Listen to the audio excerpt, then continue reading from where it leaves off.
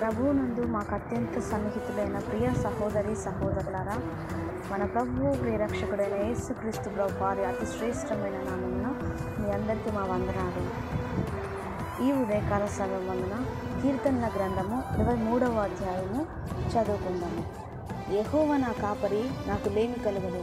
పచ్చిక గల చోట్లను ఆయన నన్ను పరుండజేయుచున్నాడు.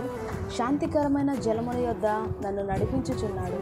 నా ప్రాణమునకు ఆయన సేద తీర్చుచున్నాడు.